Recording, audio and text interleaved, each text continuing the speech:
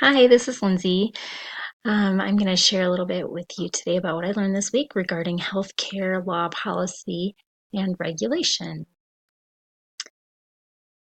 Public health law, as defined by the CDC, is any law that has important consequences for the health of a defined population.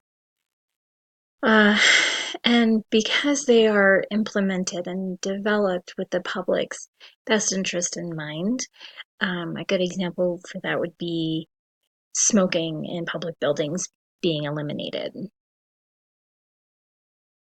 There are two kind of thoughts that have overlapped progressively over the years as far as how public health law is viewed.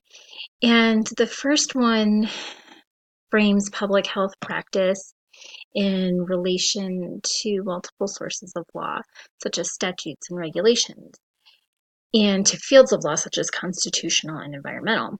And then the second view frames legal powers and duties of government entities to ensure public health without infringing on rights and liberties of individuals.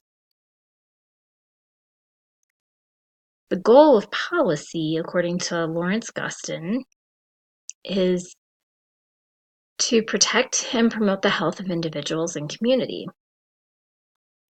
And some forces that drive policymaking include presidential and congressional commissions, task forces and advisory bodies, professional and trade associations, and public interest, consumer, and community-based groups. From Policy Medical, Tom Leahy says the purpose of healthcare policy and procedures is to communicate to employees the desired outcomes of the organization.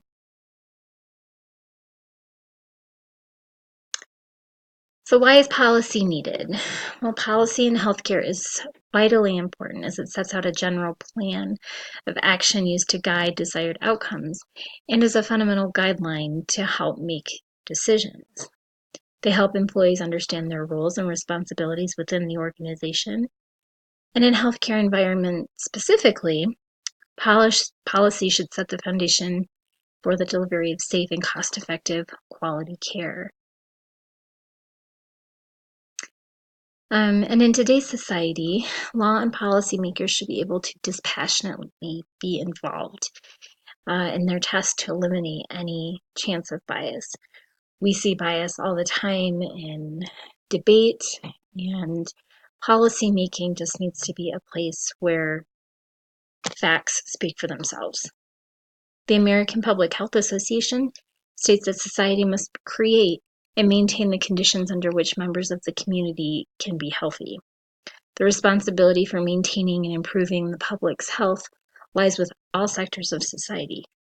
So a good example of this would be vaccination. Vaccinations to eliminate diseases, to protect the community or the nation as a whole. And technology is an important tool in updating organizations on mandated policy changes or new laws.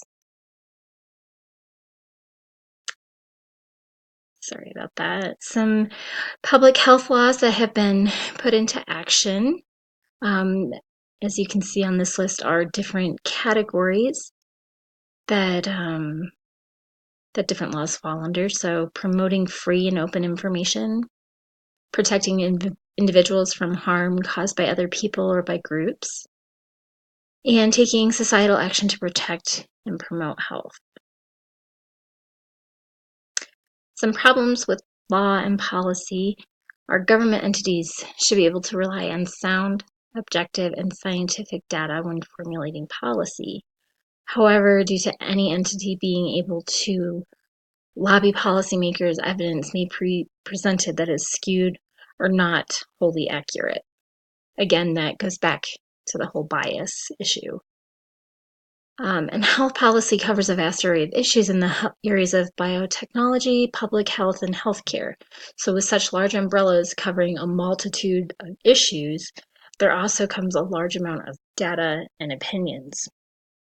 And one can't be substituted for the other, but we see that happen as well.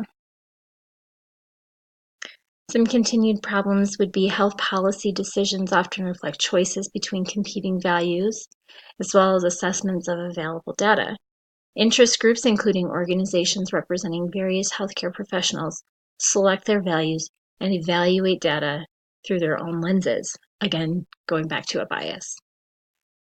With the continued increase in new regulations and requirements such as ACA, HIPAA, and meaningful use, the burden of setting policies and effectively communicating these to employees has become unnecessarily burdensome.